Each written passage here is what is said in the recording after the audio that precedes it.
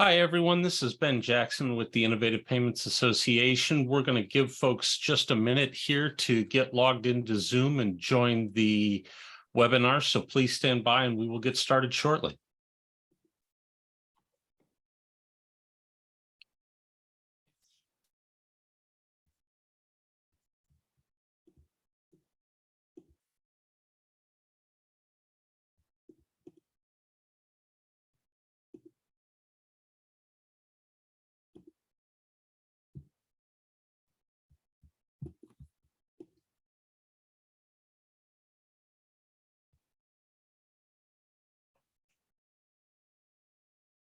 Hello again, everyone. This is Ben Jackson with the IPA. I see we still have a few folks filtering in, so bear with us for one more moment and we will get started with the webinar.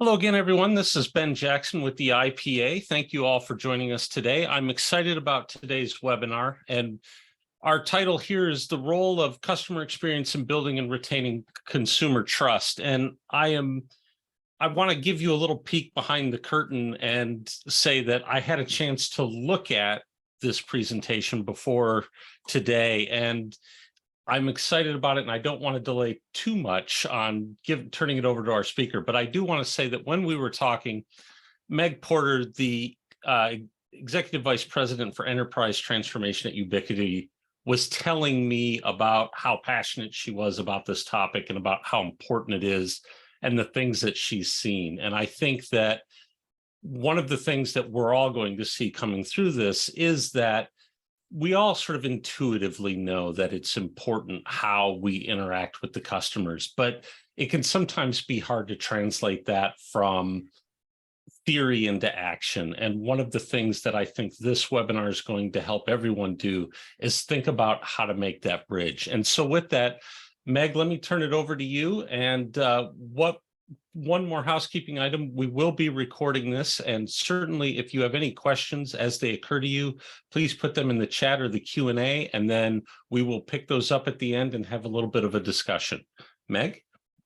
Awesome. Thank you so much, Ben. It is so great to be here, and thanks to the IPA for having me. As Ben mentioned, I'm Meg Porter, the EVP of Enterprise Transformation at Ubiquity. I'm excited to talk to you about a topic that is very, very close to my heart. Some of these topics are making customer experiences more authentic, building trust with your customers, and empowering your customer service teams and their cross-functional partners across your organization. Today, we're going to get into some details about the shift that we've been seeing from our partners and how they're thinking about customer experience and the service and the lessons that we've learned from the 11+ years of helping fintech and financial services to build effective processes and optimizing the overall customer experience. Before we do get started, I want to just give you a brief background about Ubiquity and what we do. We provide customer and back office support to digital banking brands. I know that our COO has talked to this group before about tax fraud and dispute best practices. Our founders and many of our senior leaders, including myself, have been working in managed services for fintech and for financial services providers for more than 2 decades, including at TXVia and TSYS Prepaid. My role at Ubiquity has actually recently changed. As I mentioned, I'm over enterprise transformation, and I'm responsible for looking at our operations holistically and finding opportunities to improve efficiency and drive best practices across our global footprint. But for the bulk of my tenure, I was actually leading learning services and quality assurance. And the best practices that we're going to talk through today are based off of my experience in working directly with our partners, our operation teams, our frontline agents to refine overall processes and cultivate an environment in which agents are empowered to deliver what customers crave, which ends up being authentic customer experiences. To set the stage a little more of our conversation on how to build and maintain customer trust, I'd like to take a few minutes to talk about the current state of consumer trust in overall banking. Surveys vary in their ultimate conclusions about whether consumer trust in banking has actually taken a hit in the aftermath of recent collapses. However, some troubling stats have actually emerged that demonstrate a clear need for banks and financial service providers of all kinds to actually really start focusing and building on trust with customers at all levels. For example, in a March 2023 poll, 30% of US consumers said they had hardly any confidence in the banking and financial institutions, compared with only 10% who said they had a great deal of confidence. That's an alarming stat. Meanwhile, in another survey, less than half of consumers said that they believe banks act honestly and ethically. Forrester research shows that only 54% say their banks show empathy, which is such a key indicator of trust, which we'll get into a little bit later in the presentation. Meanwhile, you have a majority of Americans who say financial anxiety is actually affecting their mental health, and it's up 10% from last year. As a company at Ubiquity that provides customer support primarily for banks and fintechs, we were not surprised to see how important quality and customer service is when consumers choose where to bank. Quality customer service is actually tied for first with security and fraud protection when it comes to what consumers want most from their financial service providers. It makes sense that how you treat your customers when they have a question or a concern, they're reaching out to you to find when something truly goes wrong, and it has a significant impact on the trust of whether they want to remain loyal with you and where they go and spread word of mouth and what they spread out on social media. What we want to do today is to continue to look at ways to build that through customer experience. How are you building that trust? I wanted to share one more bit of data around what banks and consumers say is important for building and breaking that trust. Forrester researchers found that banks actually think that factors like strong regulatory compliance, prudent risk management, and high solvency ratio, the elements that regulators look at, make them the most trustworthy. But actually, with what customers have been saying, their trust are factors based off of the empathy, the transparency, the integrity, and the dependability. We look at all of our customers when they come in to see, are they touching on all those points? The disconnect may also be explained by a tendency of business leaders in all sectors to have unrealistic perceptions of what is customer trust. How are you building that with every single contact point that your customers have with you when they reach your contact centers? 84% of business executives think that customers highly trust their company, yet only 27% of customers say the same, according to PwC. Similarly, what business leaders versus what consumers think breaks trust is very different. While leaders think more about headline grabbing events, or customers are thinking about smaller moments, and again, it can be in that customer service realm where you're most at risk in breaking that customer trust. We're going to continue to dive more into this. And as you're thinking about how to design better customer service that builds trust, rather than it erodes it, let's take a closer look at some of the common mistakes that we've seen when it comes to customer service delivery. That could be, we're looking at either with programs that are barely starting out, they're starting to see how are we going to build our processes? What are we looking into with our experience, really designing our brand, designing our culture? Or it can be with companies who have been in the business for a long time and they come to us with this very enormous long manual that they then want us to turn around and train our agents. So we're going to dive into what some of these pitfalls are. Just as there's often a disconnect between what banks and customers think mean for building that trust, there can also be a disconnect between what banks and fintechs say that they want from their agents, the frontline individuals who are representing that brand and culture that I keep mentioning. Delivering authentic experiences and then designing a process that are counter to aim just that.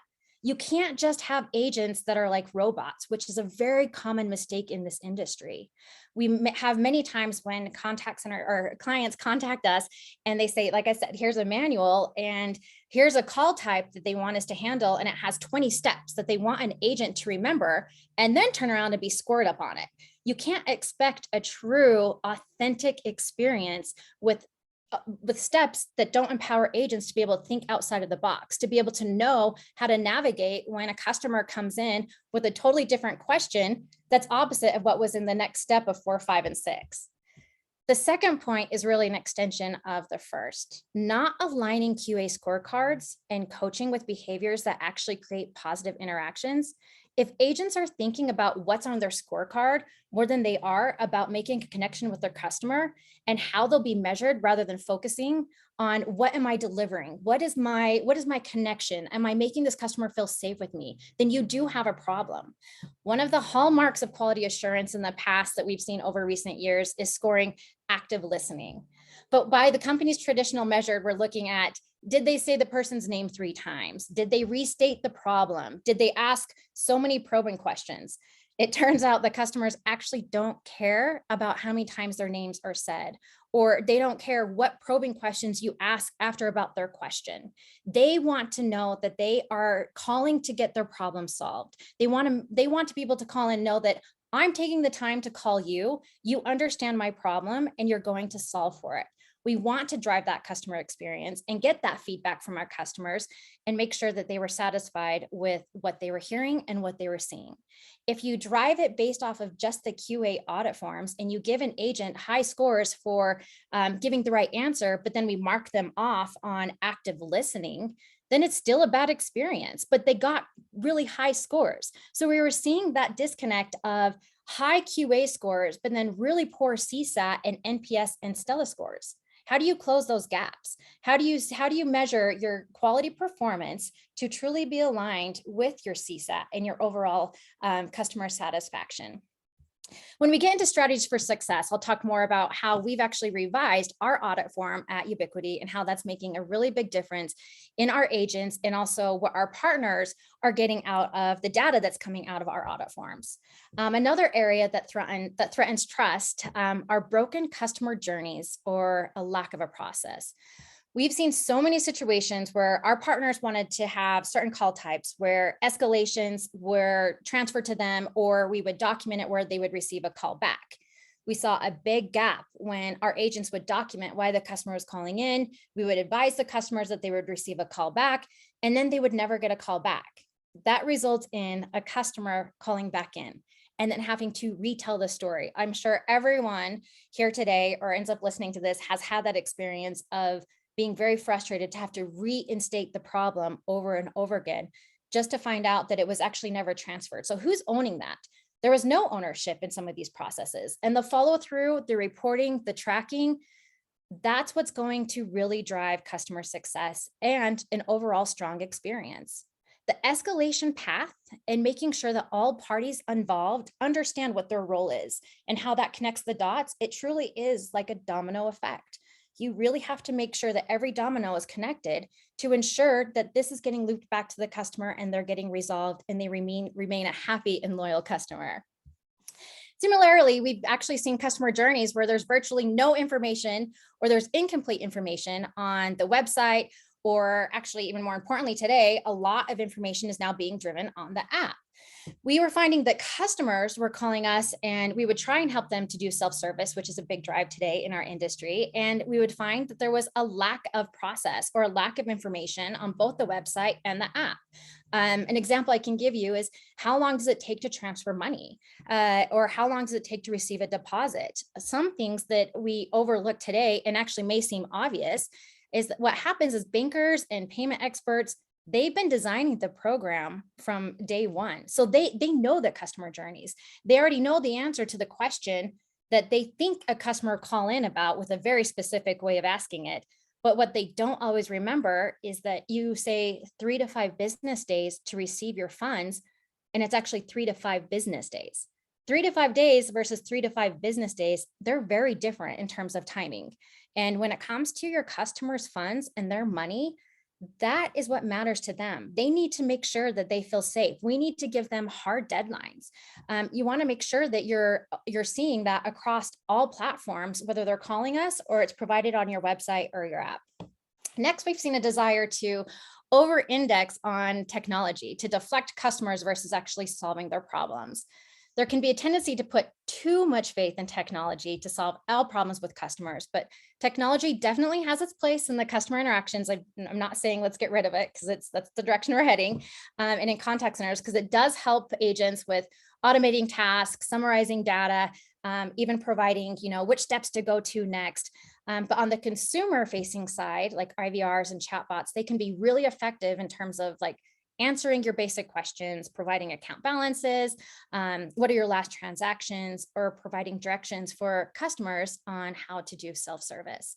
But I do think fundamentally, when you're thinking about how to incorporate any technology or self-service tools in any information that you include for your customer's experience on your site or your app, you have to focus more on resolution than deflection. A recent experience that I had was I called in customers, or I was trying to do chat because I was not in a position to be on a phone call. And every time I wanted to take it further, it was not giving me the right answer. It was not providing me next steps that were towards my scenario. And that's the thing that we need to think of when we are providers, is that, again, every customer is not going to fit in that one box. So I kept clicking and I kept clicking, and it was causing me so much frustration that I ended up having to stop what I was doing to call. So as partners and as providers, we do need to stop and ask ourselves, is an extra link worth losing a customer? Is it worth losing that customer review or going and telling friends and family, I'm done with this product, simply because you didn't give a customer a way out when they tried to contact us and truly get their problem solved for? One caveat on the technology front is we definitely see the possibilities for generative AI to take chatbots to the new level of sophistications. We're all seeing it.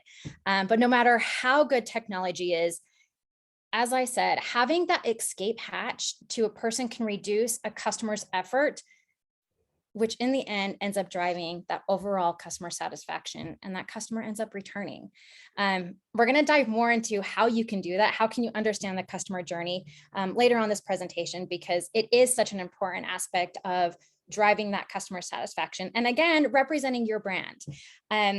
Now that I've laid out some of the common problems that we've seen, I'd like to spend the next several minutes just talking about strategies and like, how do you get it right with customer experience? How do you build that trust that I keep mentioning? I'm going to go into each one of these in detail, but the first one is ditch the script. Do not put your agents in a script. Build and reinforce confidence in your teams at every level. I talked about that domino effect earlier. A lot of providers do jump in just training the agents. We're going to dive into what does that mean by building and reinforcing that confidence with your teams. Be proactive. Take your own customer journey. Go down the road. Go explore.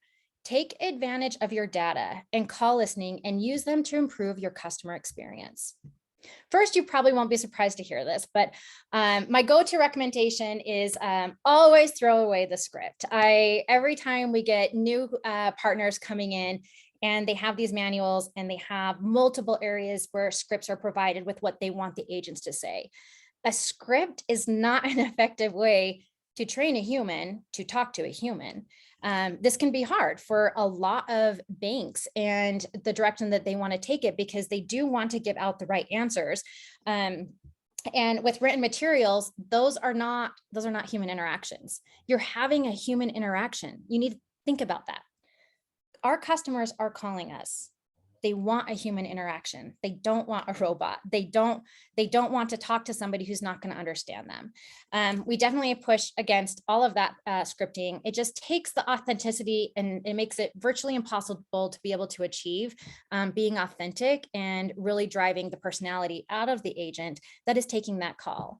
I do want to admit, though, of course, there's always going to be your regulatory guidelines and compliance scenarios where you absolutely will need your scripting that will need to be covered. But if you are overly focused on your checklist and how your customers will feel with your agents being able to communicate through actual motions instead of just checking things off, the whole interaction will feel so much more authentic, which is a big part of our discussion today. And it will be less robotic. So we're gonna dive more into that.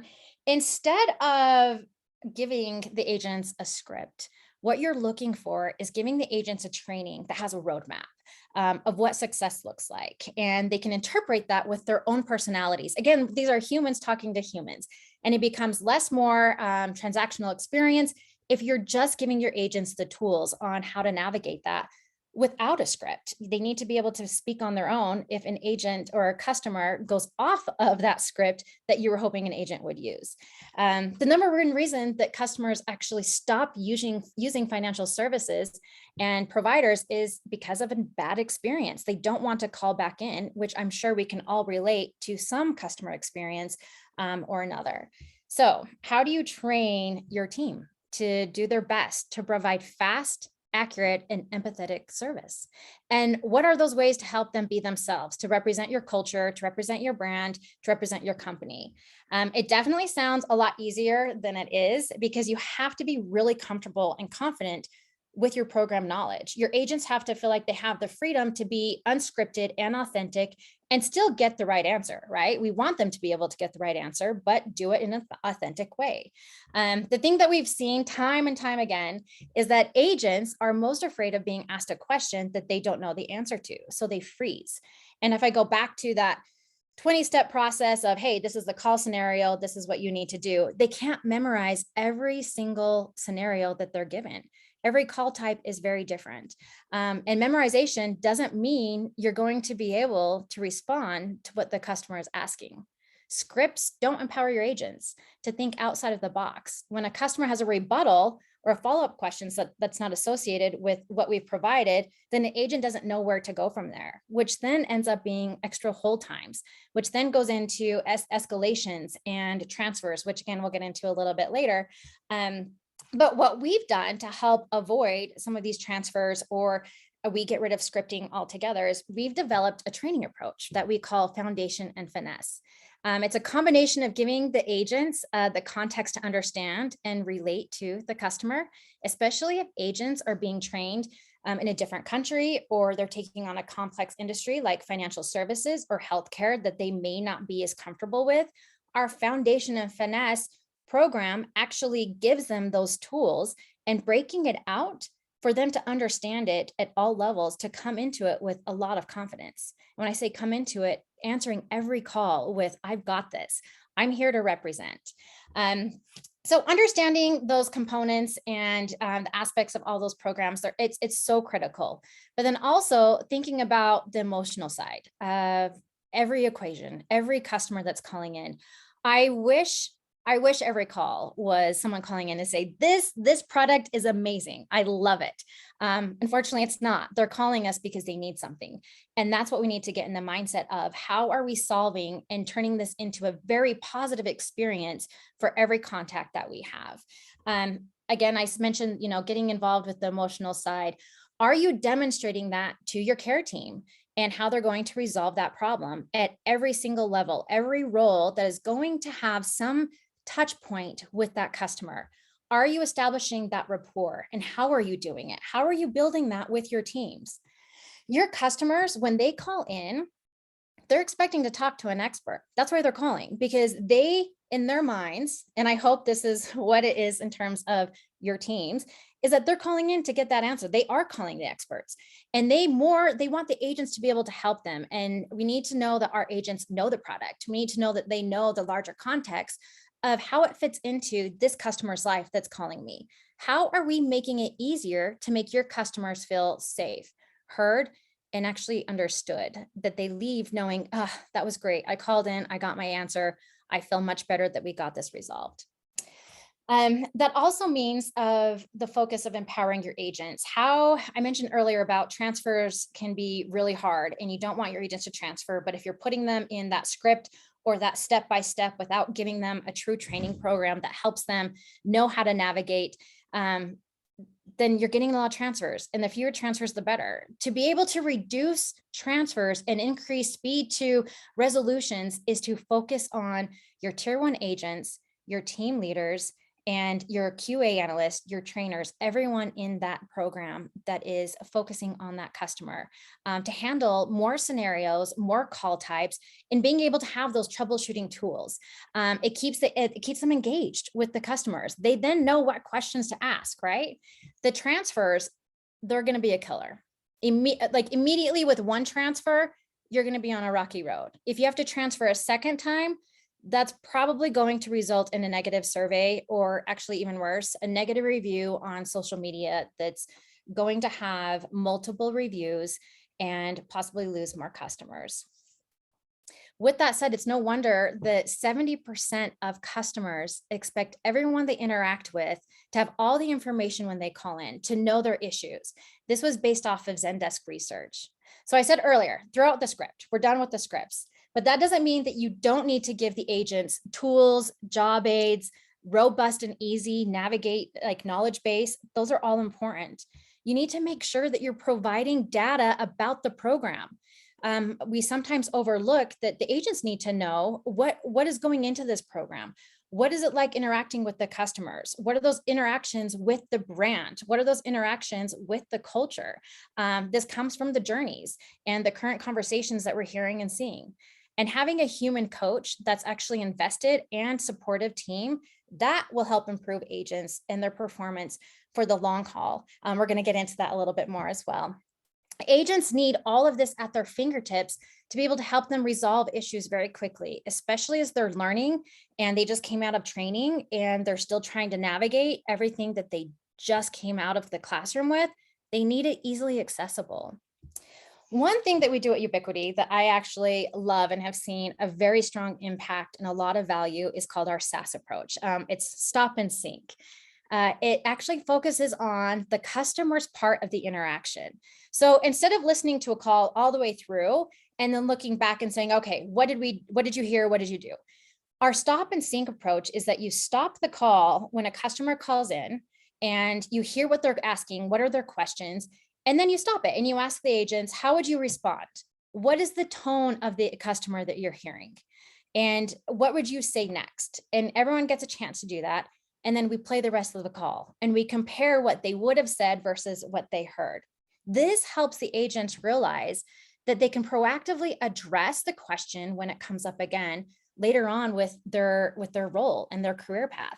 They're starting to hear how their responses actually have an impact on what the customer asked, their tone. They start recognizing this on their own. With the more focus that you have on the customer side, the agents fall in suit pretty naturally. That's our human instincts, is to sometimes, most of the time, hopefully, is just to listen. So don't force that by saying, hey, did you have active listening skills? Don't focus on that part. They need to drive that authentic approach and just be with the customer. It helps the agents pay attention closer with this approach. You can hear when the customer is getting upset, and it helps the agents kind of just slow down without getting too ahead of themselves of thinking, how am I going to solve this? But instead being very present. If you help the agents learn the customer side, it's focusing on all of the approaches. And with the agents, they actually hear that, oh, instead of taking steps A, B, C, and D, it doesn't matter if they skip to X, Y, and Z because they were understanding the situation from the beginning. You can only be authentic if you understand the customer's perspective from the beginning and you're initially making that connection. That is something that I have experienced personally as well, is you can always tell when an agent is engaged, that they're really there to come in and take care of every single customer. And there is nothing more refreshing than getting that authentic agent who just is going to get everything resolved. As I mentioned earlier, when we were talking about pitfalls, aligning your quality metrics to the behaviors, you want to promote this as a big part of being able to measure your agents and the performance success. For example, aligning your audit forms, as I mentioned earlier, is going to drive your CSAT and NPS scores. If you can align your audit forms and capture that finesse and foundation side, it will drive positive experiences, and the results will be in those surveys, in the word of mouth of agents, the social media platforms of spreading their experience. If you just say, as I mentioned earlier, about active listening, what does that mean? Ubiquity's audit form that we redesigned a couple of years ago, we look at 3 elements instead. We focus at relationship establishment, we look at expertise, and reliability. All 3 of those elements demonstrates and helps them understand, how am I going to just go about addressing this customer? As I've mentioned up above, with all of the agents, when they're diving into their audit forms, they're able to see how I was going to be authentic. How was I doing that relationship establishment? And my expertise also meaning the knowledge that I received in training. How did that trickle into my call? How did that help me drive that customer experience and that overall success? With the relationship establishment, connecting those dots with the agent, it resolves. It helps them listen into showing interest in the call. You've probably all called in, and an agent will say, "Oh, I'm sorry to hear that. I'm sorry to hear that. Oh, I'm sorry." There's not much authenticity around that when it's just "I'm sorry" over and over again, especially when it's "I'm sorry. Okay, I see here." That's not making a connection. That's not solving the situation of why they called in. We're looking more at the full conversation and not just one piece of the audit form. If you mark them off on active listening, and we already mentioned earlier that if you're marking them off, but then they give the right information, if that's driving a negative experience and they have that in the customer satisfaction, why are you not looking into your audit form? How are we closing those gaps? How are we closing the gap of what your audit form is actually capturing versus what are customers feeling? When you're designing your audit form, it's important to keep in mind that agents also only typically get coached once or twice a week, sometimes three, with every single call that they take and the audits that they receive. They also need to be able to understand when they receive their audits, how am I reading this audit form? How am I taking away performance improvements for myself without my team leader or my supervisor being next to me? We redesigned our audit form with that purpose in mind. And that's our agents looking at their audit forms and being able to see, did I improve on that relationship establishment? Did I improve on my expertise? Did I give the right answers? And was I able to capture with this customer and help them feel comfortable with them calling in? Did I provide that reliability and obtain that trust with that customer that I know they would call back because of what I represented? A lot of that comes from the power of confidence. One of the most important things that we do during nesting and our graduating agents before putting them into production, we looked at their performance at 30, 60, and 90 days. We started seeing patterns across a lot of our fintech programs of agents go through 2 to 6 weeks for fintech programs, depending on what they're servicing. And we started looking at what call types were we seeing behavior shift at the 30 days, the 60 days, and the 90 days. We've seen situations where personalities in the training room, they're strong, they're confident, they're ready to hit the ground running, and then they get out and take real calls in the real world. And all of a sudden they're becoming less confident and they're starting to pause. Their handle time is increasing. We've also seen on the opposite, which is our goal at Ubiquity, to be able to provide service with the agents coming out with confidence and asking the questions that they know they can get the answers if they pull over a team leader, that they know they're going to be able to continue to get tips for best practices and navigating all those tools. If you think about it, the agents are in this classroom for those 2 to 6 weeks. We are throwing so much at them in terms of processes, the do's, the don'ts, and also the tools, right? You have to keep in mind that there's tools associated with all these processes that they have to go through and they have to navigate. So when we started looking at the trends we were seeing, we started to look at what is driving confidence to either diminish or seeing handle times increase at these marks. Why are agents not getting better? And we realized that there's certain scenarios that agents or call types, they're not getting every single day to get practice on. So our hardest scenarios are call types or contact types. We took those trends and we pull agents back in at 30 days. We pull them in at 60 days and we pull them back in at 90 days. We call this our training circuit. We wanted to stay ahead of those bad habits and learn from what agents were seeing and hearing at those specific timelines, because that's what we saw based off our business analytics team of those trends that we were seeing. Why not bring agents back in and continue to drive their confidence? Why not continue to empower them with getting more comfortable with the tools? The other reason that we designed this training circuit was because when they're in the middle of a classroom and they're just barely learning these tools, they're not sure what questions to ask at this time until they're actually on the floor, they're taking live calls, and then they're able to understand at 30 days, okay, I have more questions to ask how I would handle this scenario because I better understand the tools.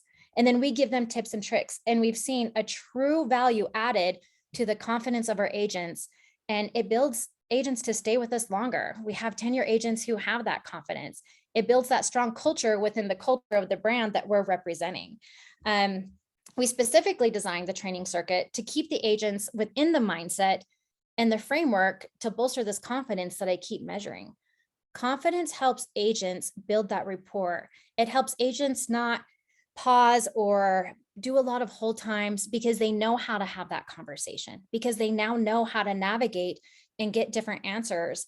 And they now know how to truly represent themselves while building an authentic relationship with the customer that's on the phone. With the 30 days and the 60 days and the 90 days, we evaluate every program. And so every program will vary, but we do take our analytics team to make sure that we are getting those trends to then take that back to what we're hearing in training. We take that back to our team leaders. We take that back to the client to let them know, hey, this is what we're noticing. And so just revisiting agents at different timelines out of new hire experiences, you can gather a lot of information, which is so helpful. At this time, hopefully, we've covered a lot. We're going to be diving into what you can continue to look at. I mentioned earlier of taking that back to the customer experience, of taking it back to your partners, taking it back to in-house to better understanding how you can change different aspects online. And so hopefully, if you're not already doing this, but with us, we continue to look at our customer journeys. We have different departments that will look at the customer service journeys in every channel, whether that's the app, whether that's the chat, is that sending an email, is that driving a phone call. We like to follow up on what's driving the website, what's driving the app, the application experience, and what answers am I getting? What's out there on social media platforms?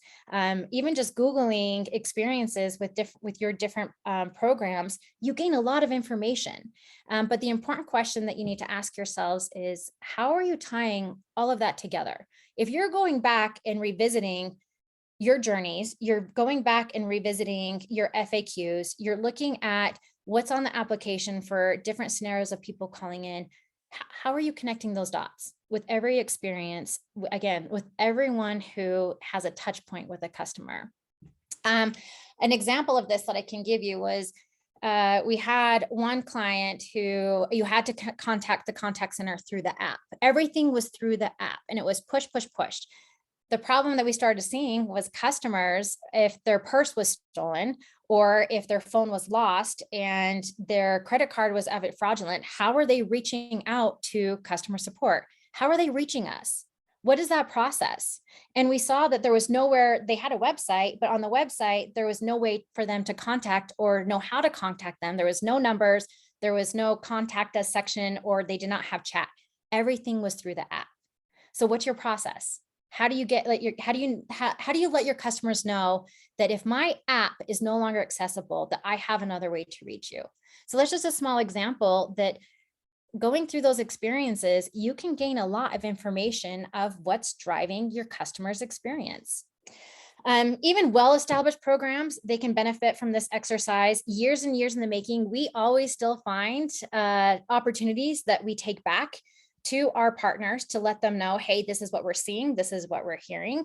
You just want to make sure that your customer's experience is in tune with updates. Is it in line with what you're telling the agents to focus on versus what your marketing team is looking at? Are your FAQs really helpful? If you don't know, FAQs are utilized so much. We hear on the front lines of someone comparing an FAQ or going to find an answer in an FAQ, or they quote and say, well, your FAQs told me to go here, but it didn't give them an answer. When was the last time you revisited your FAQs and where it drives a customer to the website or to the app? They're actually very helpful. For you to discover and go through these type of journeys yourself, it just helps you understand what you could be missing. Your agents could also help drive with gathering information. Your customers don't always know like the product, they don't always know the service and insights like you do. So one thing that you can also have agents do is gather surveys. And I'm not talking about like send out a survey, hey, can you stay on the phone and take a survey after this? What you need an agent to do is, hey, I see that you've been with us for a month and a half. If it's a bad experience and they're calling in because something went wrong, you can have an agent say, hey, you've only been with us for a month and a half. This is not what we want to represent. This is not who we are. Let's get this taken care of, instead of ignoring that they're a new customer. And then once you build that trust and you build that rapport with that customer, your agents can go on. If you train them the right way, once you've established that connection, your agents can then ask the customer, why did you choose us to begin with? I'm going to get this resolved, but what drove you to come to this product? We want to continue to drive this experience with you. We want to keep you here because you were connected for a reason. That's why we're here. Let's solve this. And then on the contrary, like if someone's been with us for 5.5 years, you can make an exciting thing. Oh, Ben, this is so great. You've been with us for 5 years. Why are you still here? What's driving you to remain with us? What's making it a positive experience for you? We gather that information from our transcripts. We gather that information from our QA call listening, and we take that back to the partners. We take this back to marketing. What else could you be doing in terms of testimonials with customers? What else could you be focusing on driving returning customers and getting that word of mouth back out there? With the word of mouth, with making all those connections, I wanted to jump into a very important element of contact centers and what we focus on at Ubiquity. I have spent more than a decade at Ubiquity with the training and quality team. One of the most important effective elements and improvements that we ever made was taking a new approach to our calibration sessions. So we don't look at it as just a calibration session anymore. We actually call them quality connections. We have our weekly quality connections, which include cross-functional teams like operations, quality, training. We have our partners join in, and we call it a quality connection because calibrations typically have always just focused on 1 to 4 calls, and you listen to that one call type. That's it, that one call. What are we hearing? What are we seeing? But that's actually not able to go in and change or drive behaviors and agents, change the customer experience. So with our quality connections, we actually look at how are we training and coaching our agents on different call types that continue to be an escalation based off of what we were hearing on these calls. And we're comparing them to other calls from last week and then the next week so that we can truly start identifying trends. How are you removing friction from the customer and the agent experience? How do you better connect with your customers? What are you hearing that really grasps the attention of a customer during a call? How are you ensuring operation silos are not being created barriers for your customer experience? Not making it about just one call, and if you're scoring it correctly, you're learning how to really navigate around, again, driving that authentic customer experience. What are you really hearing? What are you seeing? What are you looking at to drive that authentic approach and the agents just being themselves, making that connections? You've heard me give examples of when we were listening to our quality connections that there were multiple situations that were coming in to improve the application.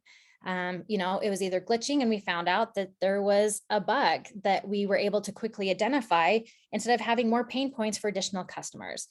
And when the app isn't working, we can take it back to the clients and they can go back to their development team, or we can make a suggestion that adds another workflow within the app that continue to drive the playbook for a customer, or that roadmap of being able to get additional answers. And then they know for next time, instead of having to call, I know that the app is reliable. And we got all of that from our quality connections.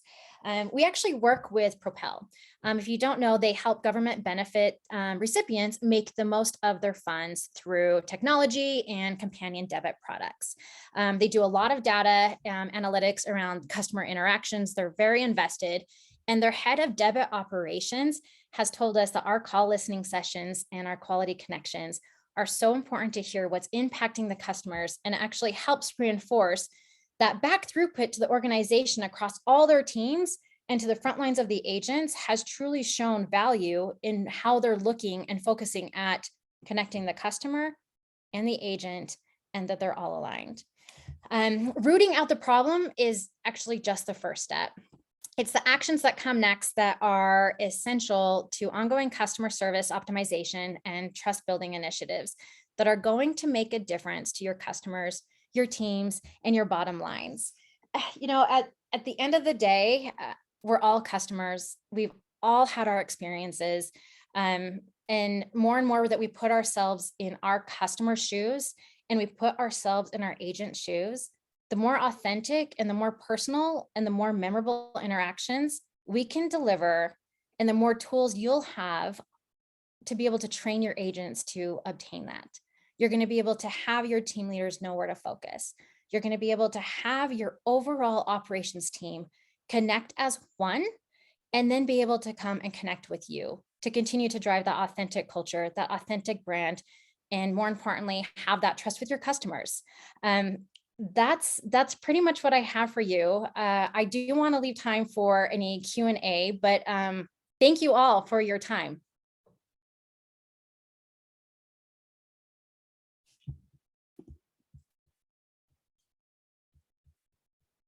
So thank you, Meg, for presenting. And I am going to sort of take executive privilege here and ask the first question, if you will.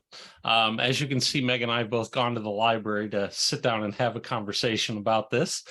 But one of the things you talked about was ditching the script. And I want to come back to that for a second. And I have kind of a two-part question around that. The first is, how do you ditch the script and maintain sort of that consistency of customer engagement, right? That you sort of know that everybody is going to get a comparable experience. I don't have one really bad customer service agent and one really good one. And then the other part of that is, you talked about measuring the value, and with the script and with some of the items, it's easy to quantify. Are people doing what we want them to do? So what are the alternative ways of looking at, okay, I don't have a script anymore, so I can't sort of check the box. How do I measure the performance? How do I know they're doing a good job? Very, very good questions. Let's address the script and making sure that we have consistency. So everyone is a different learner, right? You have your visual, you have your hearing, you have hands-on. And the way that you design a training program is you have your call types. Let's use card declines, for example. There are so many reasons why cards can be declined. Some have blocks for gambling, some have blocks for gas pumps. You have to go inside, or they may be over their daily limit. And so if you go through and you actually give it hands-on experience of a PowerPoint, but then you have a connection of a presenter up front, and then you have the tools, you navigate through at the same time. So if I have my tool up and I see this customer's profile, I'm looking at it, I see that they have enough money. I tie it back to what are the reasons why a card would be declined. I'm not having scripting up on the PowerPoint at any point. Instead, I'm connecting the dots of, okay, what is a card decline? And now I have an example of a customer's account open, and I ask the agents, just looking at this particular customer, based off of what you know from our foundations training, which we can have for another topic another day, they would have gone into the account and said, all right, they can start thinking on their own. I know that cards can be declined for insufficient funds. Looks like they have money. I don't see any declines. Card blocked. Is their card blocked? So I'm not telling them why a card can be declined up front. What I am telling them is go navigate on your own, and then let's have a dialogue. And we start talking about it as if I'm having an interaction with a customer. I'm already going through the steps in the process of my own to just casually go through and see what are my reasons why a card is declined. And then we'll turn our heads to the PowerPoint. We'll go through and say, you know what, you were right or you're wrong. Let's talk about why you were right or wrong. And then we'll go back to the tools. We'll go back to the screen. We'll go back to the customer account that we're looking at. Because what you're doing here again is you're connecting the agent to be able to navigate on their own, thinking with outside their box, instead of in a typical training experience. Most contact centers that I've seen, I've been in the industry for over 20 years, and where others are adapting is they go through the PowerPoint first. They go through, here's your card declines. This is A, B, C, and D. And then they move on to another topic. And then later on, they go into reviewing the tools. You have to connect those for an agent to be able to communicate, to be able to understand without telling them this is what it is. They need to understand what it is. Does that make sense? It does. It does. I think that's the one question that sparks in me is that a lot to sort of, how much time have you got to make a customer service agent an expert? That's the whole reason behind our 30, 60, and 90 days, right? You have most fintech programs, if it's the customer service side of calling in about account balance, calling in about my card decline, how do I add funds, is typically 2 to 3 weeks. And then on the fraud or investigation side, it's typically 6 weeks. So if you think about that, you really want an agent to be able to represent your customer service or your brand in just 2 to 3 weeks of every tool, every single call type. You can't. Like, they can have a foundation of it, and that's what you want to continue to focus on. That's what you want to continue to build off of, is that foundation that they came out of. They're excited, they're ready to take calls, and they know the basics enough to answer a question, but there may be more hold time. There may be more hand questions of getting your supervisor over here. But that's where you need to continue to build on that foundation and that knowledge and those tips and tools as you continue to develop your agents. So it's a great call out. You can't have experts after 2 to 3 weeks of training. You can't know every scenario. Right, right. So we have a question from the audience, which actually anticipated another thought that I had, which is, what do you think about website chat box customer service effectiveness versus phone call customer service? And do you think that it's effective? If I'm paraphrasing this question a little bit, is it effective to have a company eliminate call customer service and try to drive it to a chat box? Is that more effective? Should they be working towards that? You mentioned technology, or should they be, to that discussion earlier of, should there always be the phone option? Should there always be a chat option? That kind of thing. Really good question. And I'm taking this from what we've seen over multiple programs and also personal experience. I think that there's a place for both. There absolutely is a time and place for chat. I personally love chat when it is a very straightforward scenario or a type or a situation that I need to address that I know can get addressed, like card replacement. If my address isn't changing, I know I lost my card. I know where I lost it. I just need help replacing it because my app is down or for whatever reason. If they can help me through chatbot and it helps me send me to a link, that's amazing. The problem is that we have started seeing more and more is that a lot of companies and programs think that chatbot is going to solve everything, and they don't give a customer a way out. Like I was mentioning earlier, as I was talking, that you need to give a customer a way out if they're reaching the point of not getting an answer. Give them that opportunity. And that's where you need to take it back to your teams, to your provider. If you're doing it in-house, then get with your multiple departments and finding out at what point when people are calling in, what are you hearing their frustrations of why they called in? And then going back and looking at your journeys on the chat bot and seeing if you're giving that customer a way out at that point. You have to continue to educate yourselves on what these journeys are with your customers. So there's a time and place for both. Your other question is, do we ever think that, the human interaction should go away or will go away? There's always going to be a need for human interaction when it comes to fintech and financial support. There's too many wild scenarios and one-off scenarios that you do need someone to be able to manage. So we're the Innovative Payments Association. We're always thinking forward.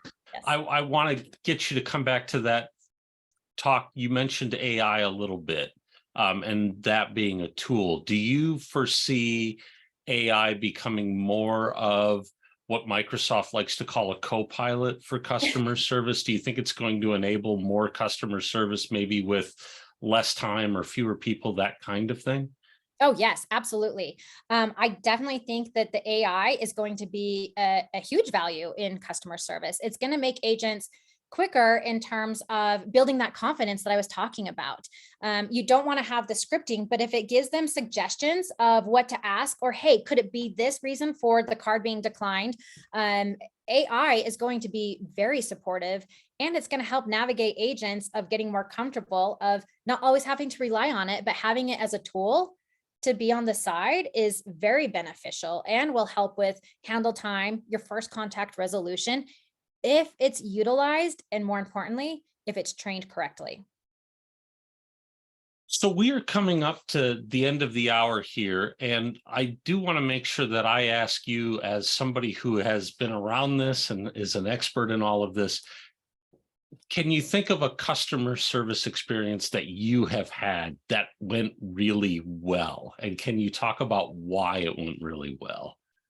Yes, I was actually a very upset customer. And it's hard, being in the customer service world.